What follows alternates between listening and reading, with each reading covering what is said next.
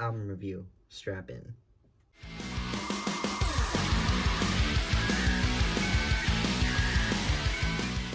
Reviewing Noahfinnce's new album called Growing Up on the Internet. Now, if you don't know who Noahfinnce is, first of all, go and check out his YouTube channel. He is one of my biggest inspirations. Go check out his channel, check out all of his social medias. He's super cool. Yes. So, Noahfinnce's new album. And if I look this way, I have notes. I have a lot of notes. I'm very excited about this. What we're going to be doing is I'm going to go through the album in chronological order, and we're going to talk about it. We're going to talk about it. And I'm going to say a lot of things, and you can comment a lot of things, but nice things. Be nice. If you haven't already, get yourself a drink. I just have some water in here. Maybe get a little snack, and let's get into it. Track 1 of the album, it's called Kinda Love It. It is not the title track. The title track is actually the second track. We'll get to that later. In my opinion, it was a really interesting way to start off the album. And to me, it almost felt almost like an instigating song. I didn't see a whole lot of, I guess, meaning when I first listened to it because it's the first song on the album. But after listening to the entire album straight through, I think it was a really smart move to put this one first, and I can see why it was the first track of the album. I think all in all, this song is going to make the people who want to stick around stay, and the people who want to leave will leave, or they'll hate on it and leave comments and share it, which basically fuels the album's popularity and Noah's popularity, and I think you get what I'm saying. All in all, super song. It plays on a lot of Noah's experiences on the internet and just kind of speaking about how, no matter what, he always comes back, and there's like this, I don't know, not a whole lot to say about that song. I don't know if I've quite figured out how to put the way I like it into words, but it's a super good song. You should go check it out. Maybe I'll play a clip, maybe not. I don't want to get copyright struck. Copywritten? I don't know. Track 2, like I mentioned before, is the title track. It's called Growing Up on the Internet, same as the album. It was released as a single with the music video, and yeah, so we're going to be talking about both. There are a few songs on this album that do have music videos, so I'm going to break them down a little bit, but I should have said this in the beginning, but I am by no means a musical expert. I just like to listen to music, and I like to think about how it makes me feel. So first of all, I'm not a professional in anything I talk about. These are just my opinions, my feelings, things that come to my brain. But it's this song, Growing Up on the Internet. A lot of what Noah has said about this song and just what I get from it, and if you grew up during the 2000s, you can kind of really relate to this song, especially if you grew up very open on the internet and online. I think if you grew up in a very prejudiced group, or a group that people really targeted towards, or like targeted their hate towards, I think you could really relate to this, and the way that like growing up so publicly online has like damaged so many people. And even if you didn't grow up publicly, if you had access to the internet, you're probably like messed up in ways that you don't even realize. And I think a lot of the commentary on this song is very personal to Noah. So of course, like, at least in my personal experience, I can't relate to everything in the song, but the message and like the meaning that I get from the song can definitely relate to. Yeah, it's just such a good song.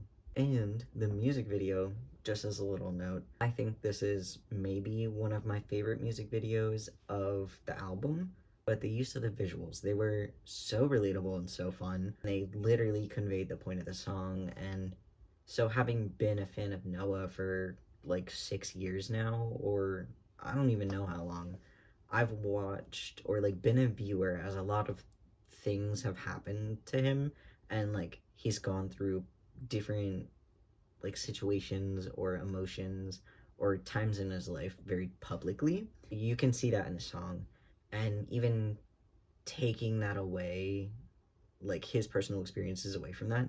There are so many references to early YouTube, to early online. Overall, I think the music video is so engaging, but also so chaotic, and I think it matches the meaning and also just the general vibe of the song. Even if you aren't listening to the song for the meaning, I think it's such a catchy song, and it has a lot of really interesting audio and visual elements. I really like it. Alright, track 3 is one of my two favorite songs on the album. I couldn't pick between them, so I have two favorite, and you're gonna have to deal with that. But track 3 is called 3-Day Headache, which very appropriate for being track 3, 3-day, get it? Anyways, on a more serious note, the song really resonated with me on a really deep and personal level, even just through the first listen, especially going back and listening to it more and more. That deep level, though, isn't in like a crying way, like, oh no, super tragic, super sad. I mean, like, it was an interesting realization, and I'm not gonna say it was a very happy one, but this song kind of took like all this anger and negative emotion and put it into something that just felt like a release of a lot of things. And to put it so simply, one of my favorite lyrics of the song is, "But I'm waiting on a breakdown, and need I say more?"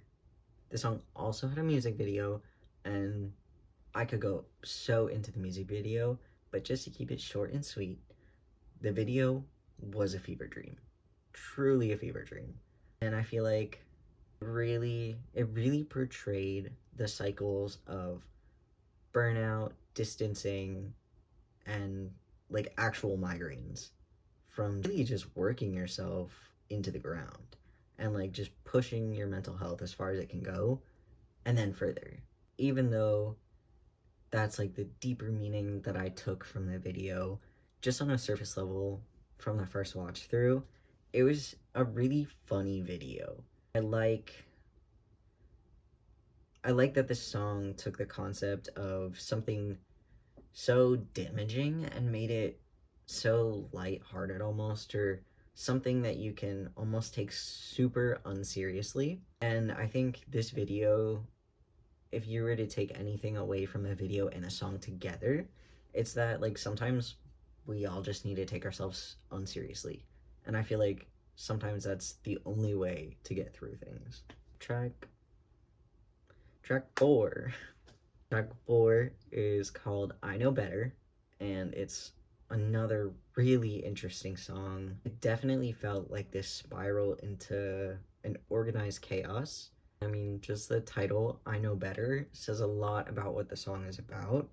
And based on what Noah has spoken about it being, it is about this like perpetual decline of mental health into a lot of really destructive habits, because it's not so much of a one-time behavior as it is something reoccurring. And I feel like one of my favorite lyrics of the song really portrays this, where Noah says, "Got a feeling I'm not getting better, but tragedy hasn't happened yet." And I mean, it is that point where when you're in the cycle, I mean, you can kind of pinpoint like, I know I'm in the cycle, I can't get out of it, and I know what to do, I just can't do it.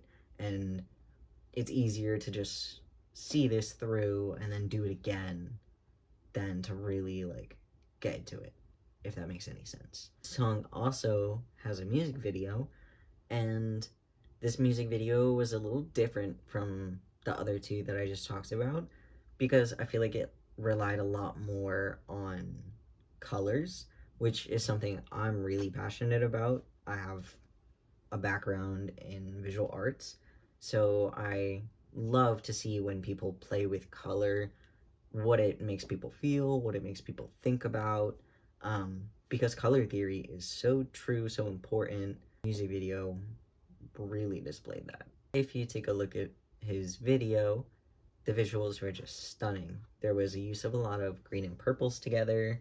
There were a lot of blues and like this orangey yellow. It just made the video match this feeling of delirium that the sound of the song produces. And from what I gather, it was the first single of the album released, and I think It was a genius first release. Not only is it just such a good song, and in my opinion, might be one of the more popular songs of the album, it was a beautiful way to introduce the concept of this album to not only his audience, but a broader audience. Track 5 is called Alexithymia.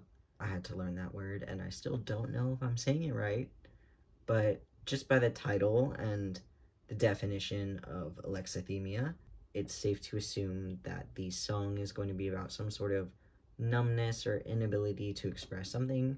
Now, along those lines, alexithymia is something that a lot of autistic people experience, or common that people who experience alexithymia tend to be on the spectrum. And Noah has opened up about being autistic and the process of getting a diagnosis. Not only is a song, it feels very personal to Noah's life experience, it's also such a hard song. It goes so hard. And it's not my favorite of the album, and it's not in that top favorite, but it is still such a good song. After watching the music video too, which I'm not going to get too into again, wasn't one of my favorite songs, but the music video was really cool. It was very gory, so don't watch it if you don't like that stuff. It felt like the song. I think you have to watch it and listen to it to really understand. 6 is it's the second of my two favorite songs of the album, and it almost contrasts, no, it does contrast a lot of the songs in the album because it's so outwardly angsty and grungy, and like it's a lot, I don't want to say grittier, but along the lines of that. This song, I mean, flat out just feels like what it feels like to be neurodivergent in a world that was not built for neurodivergency. I mean, the biggest thing that I got from the song, and the biggest thing that I could relate to, is reading people and understanding the world is so hard and it's so draining.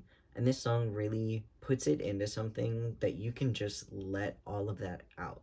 And when I listen to this song, I feel such a release of emotion, and I think seeing a music video for this song would be really interesting, but I also think it would be so relatable and almost like a breath of fresh air, because this is me going on a little bit of a rant. No, save it for later, put it in the end. Track 7 is called Rise and Grind. I mean, the title kind of explains what the song is about. Again, I think this song is kind of self-explanatory, and you know, when you listen to it, you can feel a lot of the emotion and the anger that comes with what the song is really talking about. I mean, one of the lyrics that really shows it is, sell your self-respect just to earn a couple quid. And I think that really talks about the song, and I'm not in Noah's shoes, and I don't know if I ever will be, but I can relate to this cycle of just like putting yourself out there so much just to barely get by. It is exhausting, and it's embarrassing, and it can be humiliating, if not outwardly, but to yourself. And I really relate a lot to the meaning of the song and just the way that the lyrics sound. Track 8 is called All the Same, Not the Same. And to me, it was another one of the songs in the album that just felt a lot like the neurodivergent experience. And the song really just opens up to what it feels like to live a day, a week, a year in the life of someone just trying to figure out where they belong, who they are in a world that really doesn't accommodate for these things. The sound of it wasn't one of my personal favorites, but I could feel this connection to it in some sort of shared lived experience. Track 9, and we're almost all the way through the album, is called Scumbag. This is another one with a music video, and I think, YouTube forgive me, that this is in fact the fucking trans anthem that we needed and we didn't know we needed. The tone is just amazing. It's so bad. I think the commentary about TERFs under the guise of protecting women or some sort of inclusive feminism is so evident here. And Noah gives a lot of examples of this in the lyrics.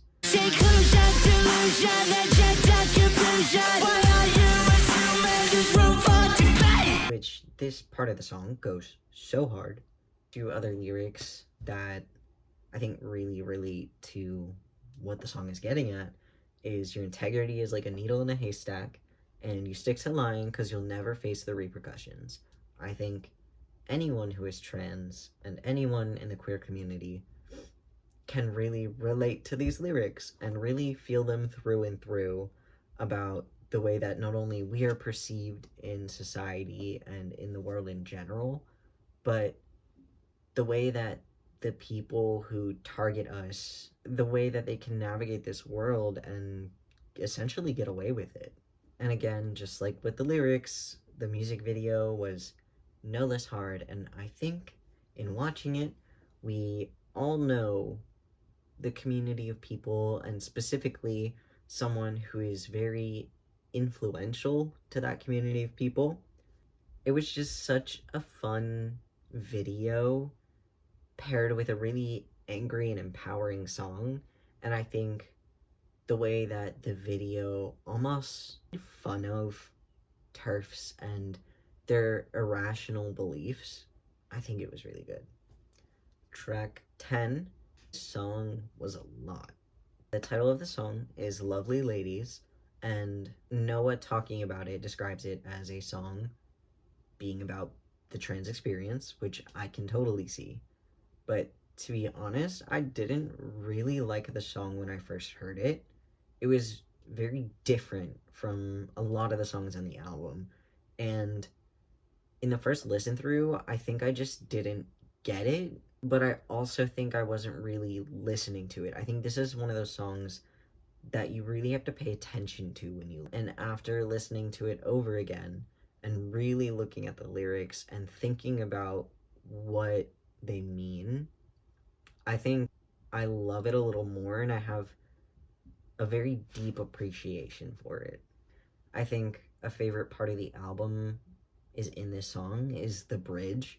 I think the bridge of this song is just, it's so intense and insane, and I think that makes it really perfect in contrast to just the way this song sounds. Again, it is a trans mask anthem that we didn't know we needed, but apparently we did.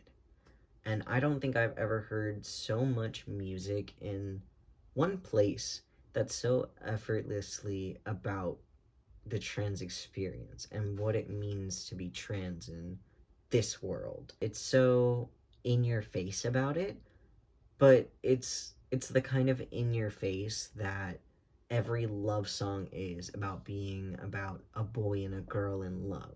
It's that kind of in your face where it's not that it's not being said that it's about the trans experience, but you're not thinking actively about it. It's just there and you feel it. And this song is one of those that's it. If you know, you know. If you understand it, then it's meant for you. And track 11, the last song on the album, so it is the closer. It's called Gibberish, and oh my goodness, was it a banger to end the album with. It reinforced, first of all, everything put forth in the album, and in my opinion, to sum up what the album put forward is this desire and this need for freedom and individuality, and mostly representation, and just to feel, just to allow yourself to feel everything. Because of that, this song is so hard. It's so good. And at first, when I listened to it, it definitely wasn't one of my favorites. But again, after listening to the album and then listening to it in different ways, whether I'm focusing on the lyrics, on the sound of the song, on the way the album goes together, I think ultimately it's such a good song, and it's so good for where it is as a closer. I don't think I would change it after really listening to the album. That was my review of Noahfinnce's album, Growing Up on the Internet. I think if I were to say just the last few things about the album as a whole, I really enjoyed it, and I don't think I've connected with an album like this in the way that I've connected with this album. There's a lot of music out there, if you look for it, about being trans and being neurodivergent, and about mental health, and about the struggles to live in the world that we live in. But this felt uniquely fit to my generation and to this generation of people that are just trying to figure out where they fit in a world that was never meant for them.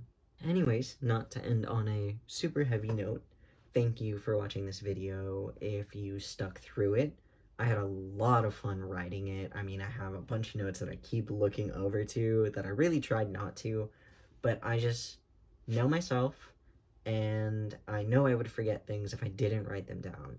I loved filming this video, I loved writing it, I loved listening to the album in so many different ways. I love watching Noah's content. Again, he's one of my biggest inspirations online, just for the way that I want to be so authentic and effortless about that authenticity, and just to not really ultimately care what people think. It really inspires me to actively get to that point where it doesn't affect me as much. Thank you again. I hope you enjoyed. If you did, leave a like, subscribe, all that stuff, maybe comment. Actually, in the comments, if you made it this far, leave a rat emoji. I want your best rat emoji in the comments. Promise me. Cool. I will see you in my next video. Definitely follow me on Twitch. It'll be in the description. Follow me on Instagram. It'll be in the description. I'm streaming a lot less than I was before, but I'm still streaming a lot. I might go live after this video is up, maybe while I'm editing this video. We'll figure it out. Make sure you turn on all my notifications so you're alerted when I do go live, or when I post a video like this one. Thank you. Bye-bye.